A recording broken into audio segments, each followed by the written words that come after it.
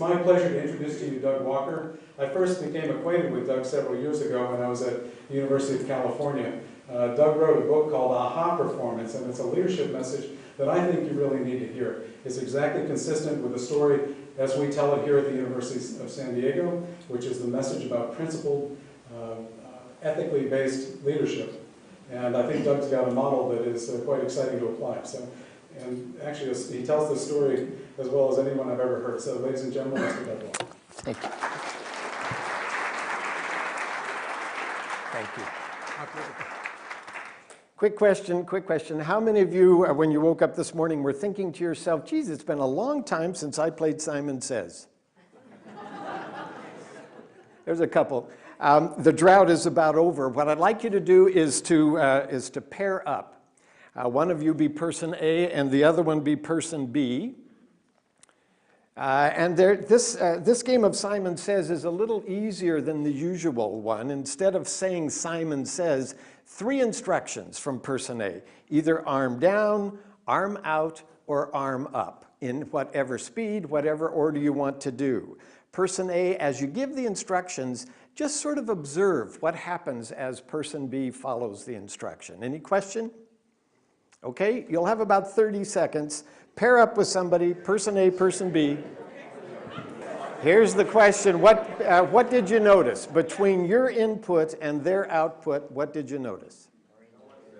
What's that? What did you notice? I said that they listen. Marines listen. That's very important. Somebody over here? What else did you notice? No one said Simon Says. No one said Simon Says.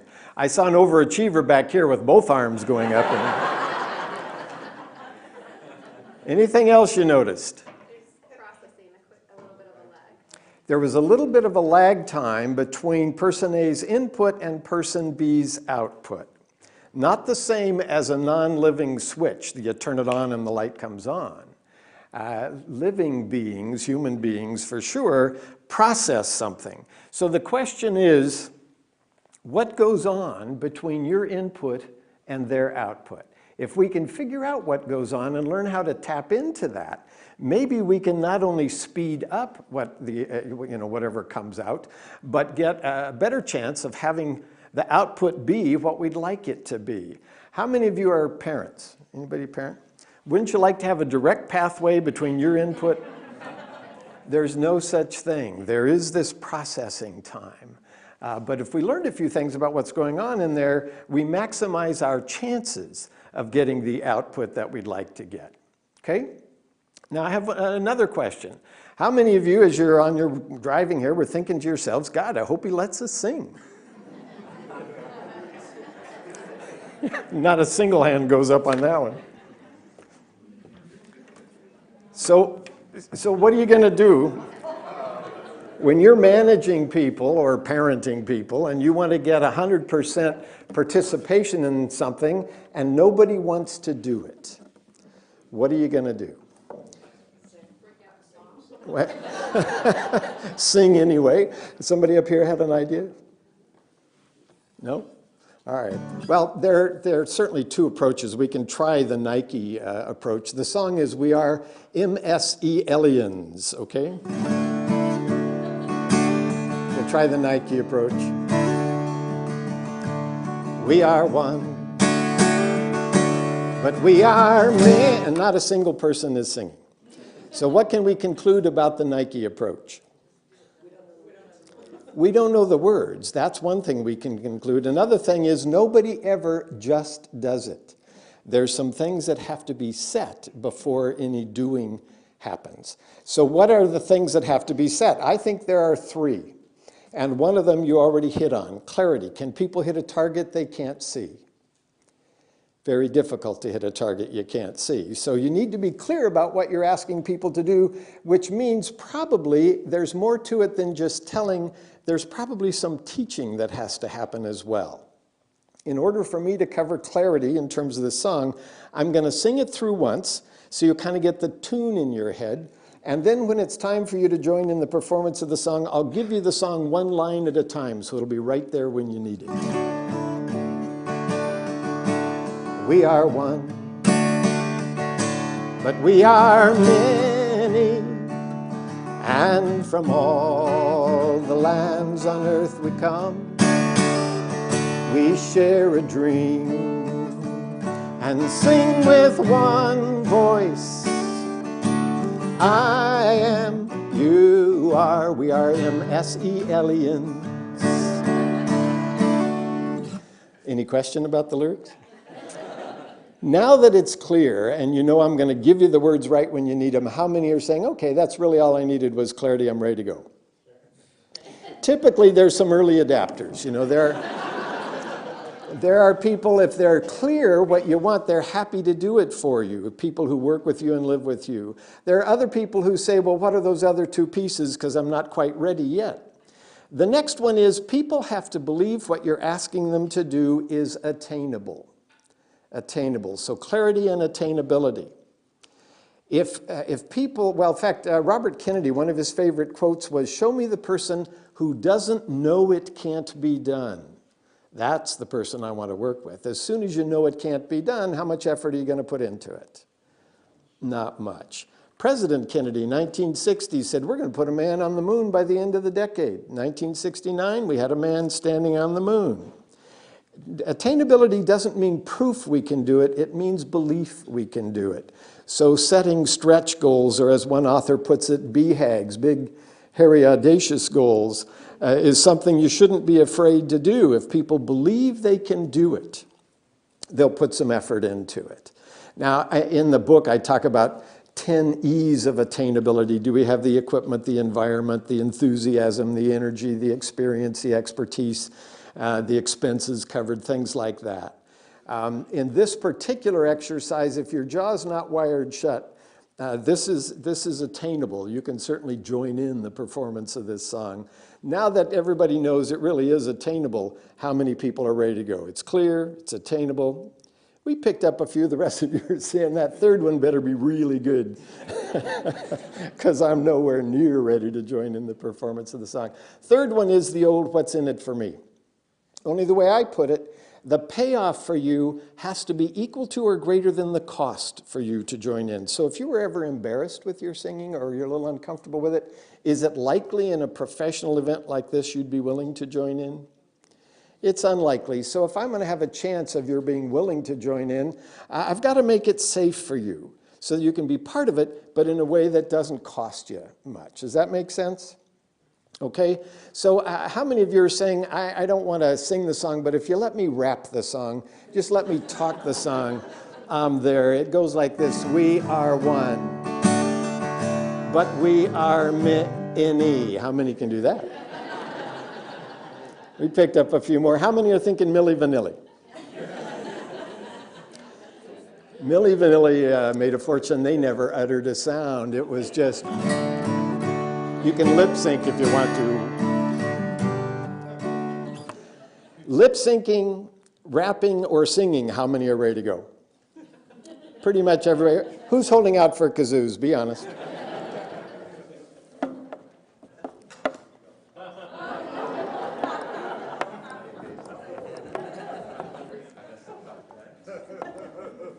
There you go. Anyone else holding out for kazoos? There's always a few. I got a few more kazoos if anybody. Anybody want kazoo? No, we're good? Yeah? Thank you. Now, to play the kazoo, you just put it in your mouth and you hum into it.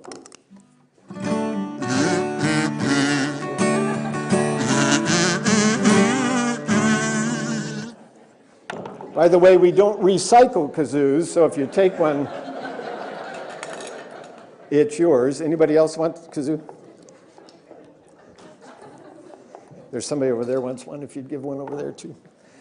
Now, some of you may say, you know, I don't want to play the kazoo, but I'll lip sync the kazoo.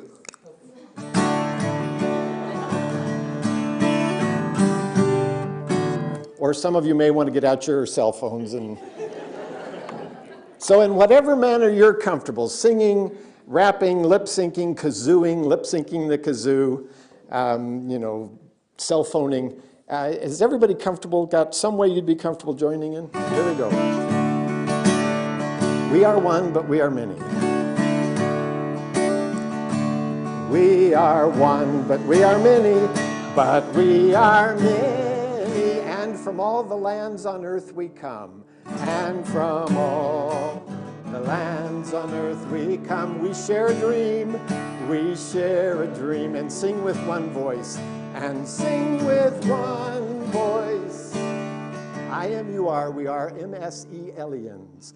I am, you are, we are MSE-aliens.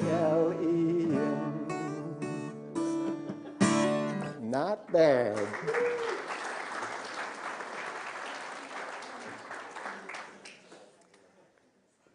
Well, the point is, anytime that people aren't doing what you'd like them to do, you can ask yourself, are they not clear about what I'd like them to do? Do they not believe it's possible? Or is the cost for them greater than the payoff? I'll give you an example of how I apply that. I did a coaching project for a small company who had a grumpy receptionist. The owner wanted her fired, and the HR gal said, you know how much trouble it is to find someone who's willing to work for 12 bucks an hour, shows up every day on time, and is willing to do side projects in addition to answering the phone and covering the front desk?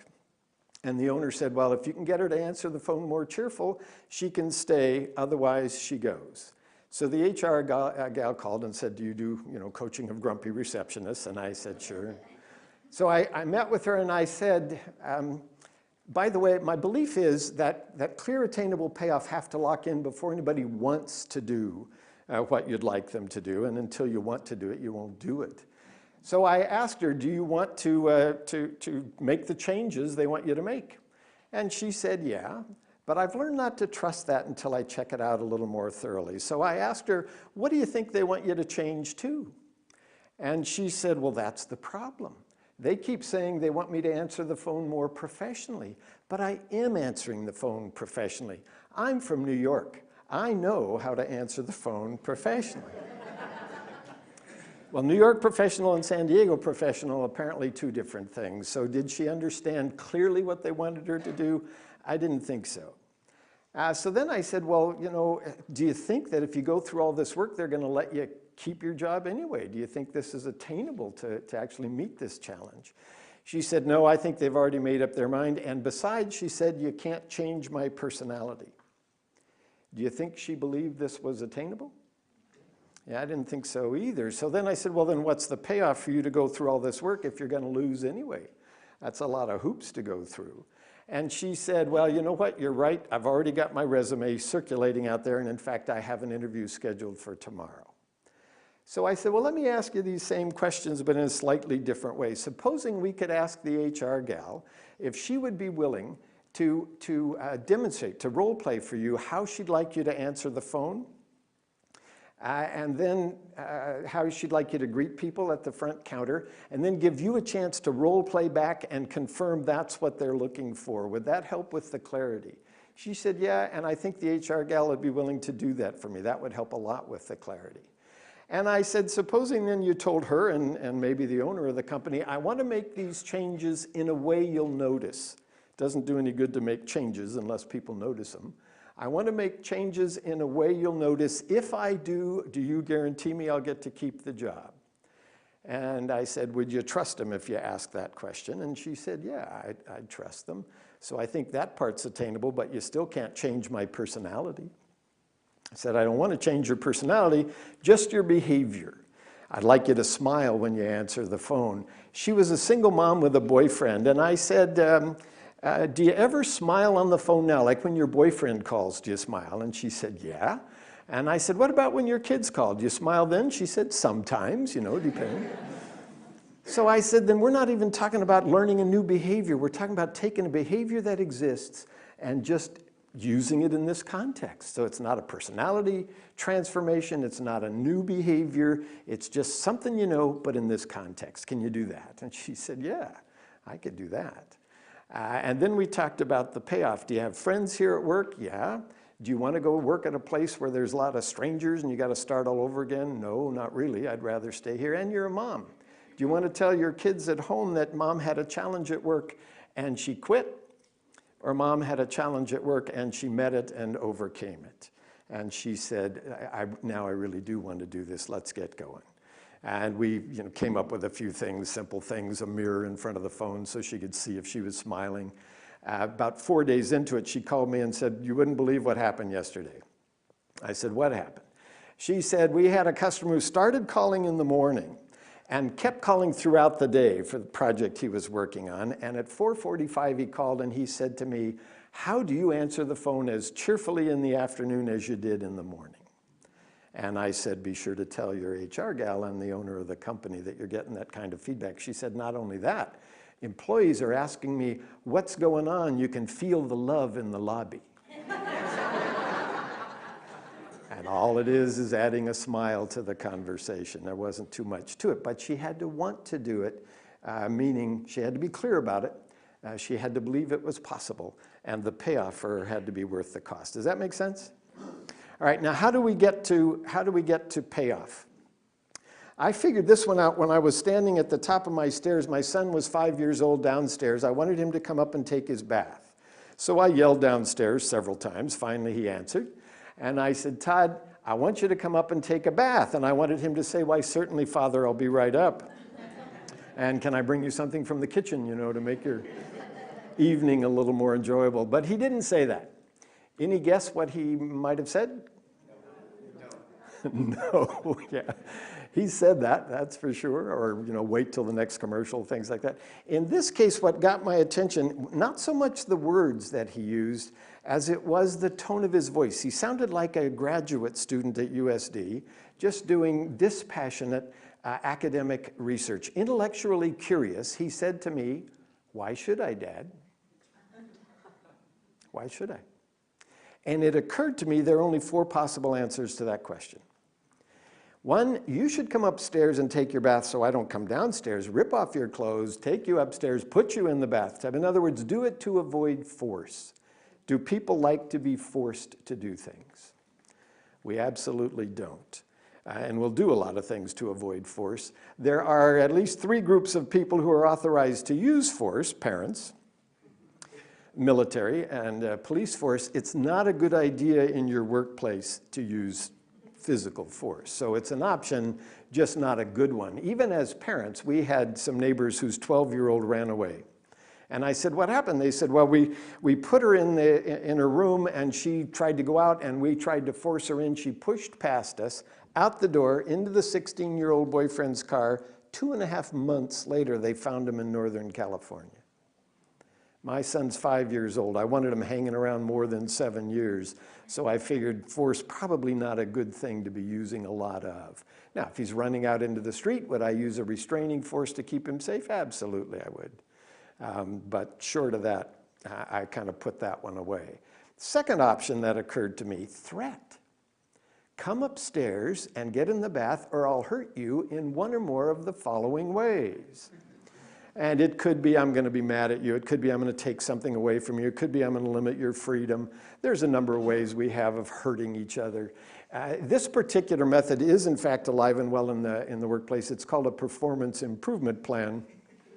And it boils down to make these changes the way we're telling you to, or we're going to hurt you in one or more of the following ways.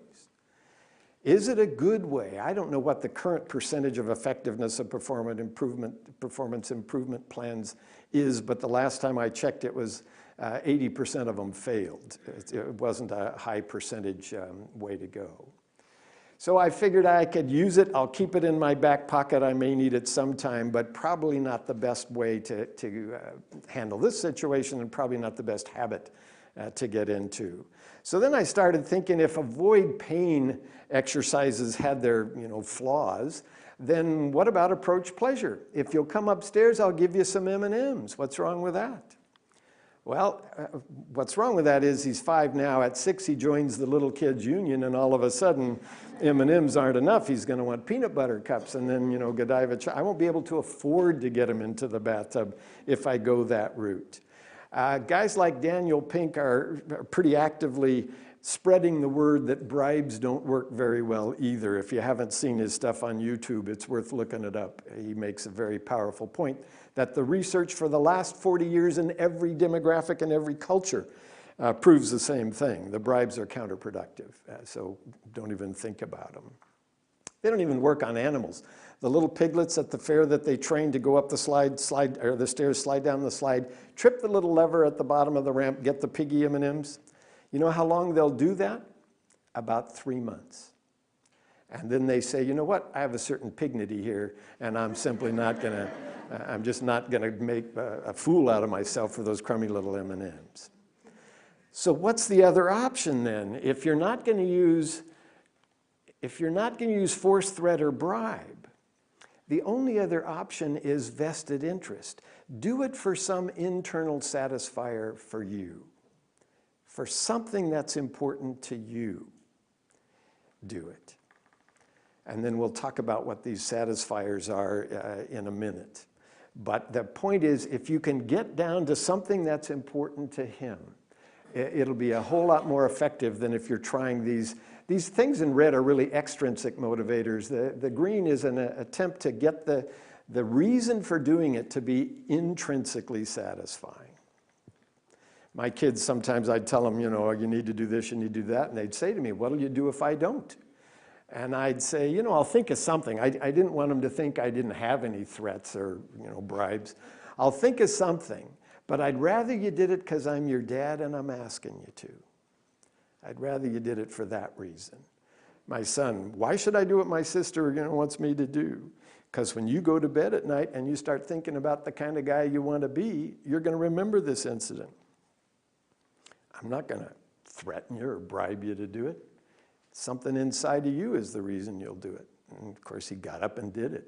It could be called old-fashioned guilting, I don't know, but it's close. Vested interest. Okay, so how do we get to vested interest? This is how we get to it. What is it? What I'd like you to do is share with someone close to you a wow moment from your life, a time that you'd say, it just doesn't get any better than this. This was a really good moment for me. This was a wow experience. It can be from your professional life, your personal life.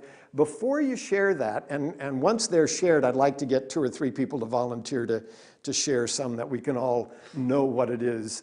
But my prediction is that everything about to be shared will be a dramatic example of a profound satisfying of one or more of 5, what I call 5 hidden fundamentals of all motivation.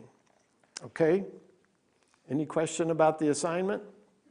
Share a wow moment, someone close, professional wow, personal wow. Everything about to be shared will be an example of a profound satisfaction of one or more of 5. Okay? You got about 2 minutes for this exercise, 1 minute per wow, so just pair up with somebody. All right, well, let's talk about what the hidden fundamentals of all wows are. And sometimes I think artists help us grasp the emotion of them better than the scientists do. Basically, wows are when one or more of 5 basic needs are satisfied. A lot of you, I'm sure, are familiar with Maslow's hierarchy of needs. My teacher in all this is a psychiatrist named William Glasser. He wrote a book in the late 60s called Reality Therapy, one of the first psychiatrists to say it ain't your mother. You know, if your life isn't going well, maybe you ought to look at the choices you're making. Well, he asks the question if survival is really the bottom line need, the way it shows up on Maslow's hierarchy, how could you explain suicide or martyrdom? There are times in life, and Junior Seau may be able to tell us about this. There are times in life when some other needs are so frustrated, or your desire to satisfy them so strong, that the need for survival takes a second position. Okay? Sometimes these other needs are so strong that survival isn't the bottom line need. It's a powerful need. It certainly drives a lot of what we do. But to call it the bottom line need would probably be misleading and inaccurate. In fact, a lot of the brain research now is showing that the brain isn't a survival organ. It's not looking for ways to stay alive. It's a connection organ, which leads us to the second need, which is love and belonging. People have a powerful need to belong, to connect with other people. And when the woman shared her wow over there of working with a group of people where there was a genuine connection, working with a group of people for a year and sort of celebrating at the end of it, working with a group of engineers where we had our ow moment, but it led to more of a wow moment after that. And the kind of connection with a teacher that then helped with a further connection with kids. The love and belonging thing is part of most wows, not all, but part of most. This need is so powerful. If you join an organization and you don't connect with someone in the first 3 months, statistically, you won't stay. You won't stay because you have to be in an environment where you can meet your needs. If you're in an environment where you can't meet your needs, you've got to change environments if at all possible. Does that make sense? Number one reason, according to the Gallup people, that folks leave a job? Relationship with the boss.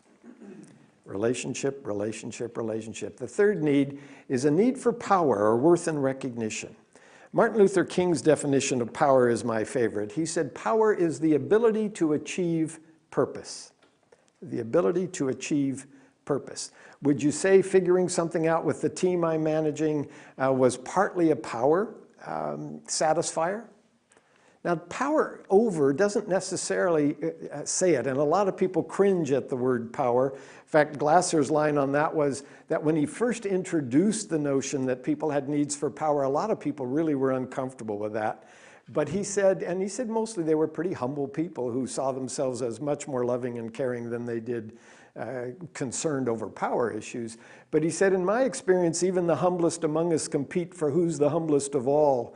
And if you're competing, then it's your power need showing a little bit. A friend of mine who ran some huge construction companies knew that people had power needs and love and belonging needs. He just wanted the power needs to get worked out as we compete against the competition. So he would say, at our company, we compete externally, we cooperate internally. Trying to harness the two needs, not fight them or deny them.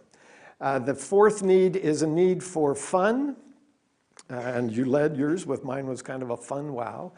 Fun/learning, and Glasser connected the two when he watched the Discovery Channel, and he noticed animals born knowing everything they needed to know didn't play much. Turtles get hatched out of their shell, they go right to work earning a living, knowing everything they need to know to earn their living. They don't slide down the little dunes and say, that was cool, and go back and slide again. They don't tell little turtle jokes along the way, they just go right to work. Unlike tiger cubs or wolf pups, they have to learn something to survive, and they seem to do it through play. So fun, learning probably go together. You described your wow moment as being one that sounded kind of painful, but there was a profound learning and a profound learning back there that make it a wow moment. Learning is a powerfully good experience.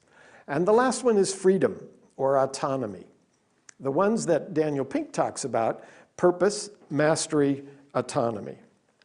He doesn't include the love and belonging one, not overtly anyway, but he certainly talks about meeting these other needs within context of an organization, so people are within the context. Just to bring it home a little bit, I could ask, have you ever been to Disneyland or Disney World or a theme park like that? Have you ever gone alone?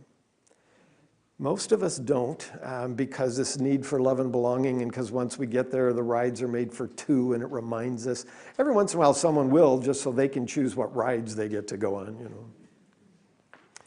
know. A song like Harry Chapin's Cats in the Cradle kind of brings home the power of these needs when he talks about them in conflict with one another. Because that happens sometimes. My child arrived the other day, came into the world in the usual way, but there were planes to catch and bills to pay. He learned to walk while I was away, and he was talking before I knew it, and as he grew, he'd say, I'm going to be like you, Dad. You know, I'm going to be like you. He turned 10 just the other day, said, thanks for the ball, Dad. Come on, let's play. Can you teach me to throw? I said, not today. I got a lot to do. He said, that's okay, and as he walked away, his smile never dimmed. He said, I'm going to be like him. You know, I'm going to be like him. Well, he came from college just the other day, so all grown up, I just had to say, son, I'm proud of you. Can you sit for a while? He shook his head and he said with a smile, what I'd really like, Dad, is to borrow the car keys. See you later. Can I have them, please? Well, I've long since retired and my son moved away. Called him up just the other day, said, I'd love to see you if you don't mind. He said, I'd like to, Dad, if I could find the time. But the new job's a hassle and the kids have the flu. Still, it's been nice talking to you, Dad. Been real nice talking to you. And as I hung up the phone, it occurred to me. He'd grown up just like me. My son was just like me. Well, lots of messages in that song. Among them, the fact we teach more what we do than what we say. But the poignancy of the song is the reason that I share it, and his remarkable ability to cover really all four of the needs in that one song. Here's what I think are the drivers of behavior in place almost from the moment of birth. Certainly we're born with the needs, and once we're born, we've got to spend a whole lot of time protecting them or satisfying them. That's what we're doing 24/7. How do we protect and satisfy them? Through preferences. How do things become preferences? We get clear about them, we believe they're attainable, and they have a payoff for us. So one of our first preferences is mom. She shows up. All we have to do is cry and she's there. And we lock her in as a preference. So when we're hungry or we're uncomfortable, we want not just to be comforted, we want to be comforted by mom. Our preferences are specific. And from there on, we start putting lots of preferences in there. Well, we have preferences about how we drive along the freeway and whether somebody cuts us off or not. And when they cut us off and we didn't want them to cut us off, we get this little jolt in our brain that says there's a difference between what you want and what you've got. Now you got to do something about it. This is what goes on that drives behavior. First, the needs tied to the needs preferences, a difference between the way we want it and the way we've got it, and this zap. I call it the gap zap, but it's a chemical electrical impulse in the brain. It says do something about it. Now, where do we go to do something about it? Into our frontal lobe, where we've got a variety of sort of layers. The first one is our automatic zone. How does the automatic zone work? Well, over our experience, we've put a lot of things in there that when this situation comes up, we do this. When that situation comes up, we do this. Someone cuts us off, we do something like this. I'm going to show you how this one works. I'm going to ask you a question. Be aware of the first answer that pops in your head, even though you know this answer's wrong. Are you ready? What's the moon made out of? How did cheese get in there? We put it in when we were little kids, and it's there so powerfully that here all these years later, it's right there, ready to go. But supposing we decide we're going to go, get on a bus, go to NASA, apply for a job, and on the form, what's the moon made out of? We're not going to write cheese on the form. We're going to go a little deeper in our brain. We've got this backup place we can go if we ask our brain to go there. Asking ourselves what else forces the brain to come up with more answers. And when cheese is the wrong answer, when we know it's the wrong answer, we want to force our brain to work a little harder. What else you got? What else you got? If we can't figure out anything there, we're capable of creating from what we've got. I had a client where nothing was working, and I ended up writing her a letter. I'd never written a client a letter before. That was a creative moment. I wasn't taught that in school. But I knew about letter writing, and I knew that I had nothing else, and I came up with this letter, and it worked fairly well. But all of us have these little creative moments where we're working along doing something, we got nothing. But if we'll keep pushing, the brain will come up with something for us. Keep pushing, and it'll come up with something. Margaret Mead says what the world needs are people who are strong enough to sustain a question. Why? As soon as you answer the question, you stop pushing your brain. If you keep sustaining the question, you and the members of your team, then it's going to push the brain deeper into possibly better answers. Now, if you still got nothing, it's possible to go outside your brain and learn things from other people. Once we learn something, how do we turn it into a habit? If we want our people to, all do the same practice without having to think about it much, practice, practice, practice. I'm going to ask you to say with me the number 10. Over and over and over. I'll interrupt you with a quick question, just answer it instantly. You ready? Repeat after me, 10, 10, 10. You ready? Here we go. 10, 10, 10, 10, 10, 10, 10, 10, 10, 10, 10, 10, 10. What are aluminum cans made out of? Aluminum cans?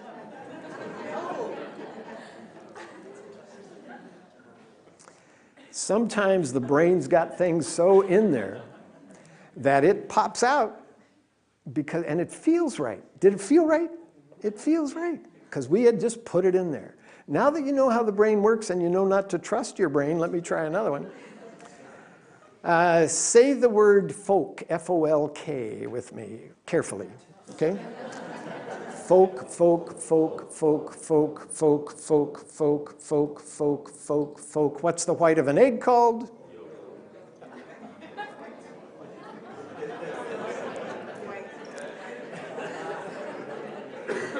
Albumin would have been okay. Egg white would have been okay. The point is, what's going to come out is what's been rehearsed in, garbage out, however you want to say it. So if you want people to answer the phone a particular way, practice it. If you want people who work at your grocery store, when asked a question, to say, would you like me to show you where that is? Practice it. Practice it. Practice it. Would you like help carrying that out? Practice it. We like using the automatic part of our brain because we don't have to think much. But to get stuff in there requires repetition and practice. Okay? Now, yeah, we're not going to go through this part too much, skip right through that. Once our brain comes up with an idea or suggestion, we actually have filters. We have filters both coming in and going out. If you read the work of a man named William Powers, he talks about 10 levels of perception. I boil it down to 3 coming in. We like to know, we see something, if we know what it is, we've probably already pre-valued it. It's either need satisfying, need neutral, or need threatening. Need satisfying, need neutral, need threatening. And then if our values filter picks it up as need threatening enough, then this amygdala, this little gland-shaped, or almond-shaped gland in the back of the brain, the base of the brain picks it up. They're discovering that little amygdala does a whole lot of things, but among the things that it does is detects threat. And if the threat is strong enough, it literally secretes a chemical that shuts down your frontal lobe, so all you've got is not only automatic, but the fight or flight part of automatic. Under stress, have you ever had those times when you know the answer, you just can't retrieve it? You can't think of it? That's literally true. You can't. You have to wait like 20 minutes sometimes to settle things down where you can think a little bit better. Fight or flight, so that if this tubular object comes down and it's sitting right here on the floor and it coils up and it's got a rattle at one end and a forked tongue at the other, our knowledge filter picks it up, rattlesnake. Our values filter picks it up, danger. If our amygdala picks it up, kill it or get away from it. Kill it or get away from it. Unless we're snake ranchers. Same rattlesnake, but very different calibration of our values filter. We'd see that thing going cha-ching, and we'd have all kinds of behaviors here for handling that rattlesnake safely. Make sense? So it isn't the things out there that make us behave a certain way. It's the things out there relative to the way we want it. When I was in the outplacement business, I used to think showing up at a job site where people were being laid off, I'd be talking to some very, very sad, angry, upset people. I soon discovered that this one guy got told your job's been eliminated, and he was celebrating. And I said, well, what's that all about? He said, I've been going to leave this turkey of a company for weeks now, and they're letting me go with a severance package? This is the greatest day of my life. If you know what people want, it helps you predict what the outside data, what they're going to get, is likely to generate in them. If they want to keep the job, they'll be upset. If they wanted to leave the job and they're getting paid for it, they're going to be happy. But it isn't the news that they're losing the job that makes them anything. It's the news relative to the way they wanted it. Does that make sense? Okay. I'm going to share just the rapid conflict resolution piece based on this. And then we're going to have a room afterwards for people who want to learn the address and improve piece of this, and I can do some role play for those who want to stay for that part. But this one, there was a family that I was seeing, 9-year-old kid, bio mom, stepdad, and long story short, the school kept calling mom. She had to leave work to pick him up. Mom and stepdad would beat the kid called bio dad called Child Protective Services. So, this kid had figured out a way to get the school into his home and Child Protective Services into his home. Well, the rapid conflict resolution or rapid team tune-up, slightly different versions of the same questions. 5 questions. 5 questions in first session. Question 1, do you want to make things better in your setting, in your family, in your work setting? Do you want to make things better? Yes, yes, yes.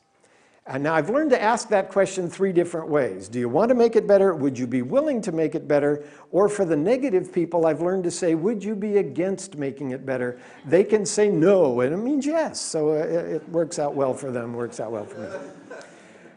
Do you want to make it better? Would you be against making things better? Question 2, whose behavior do you control?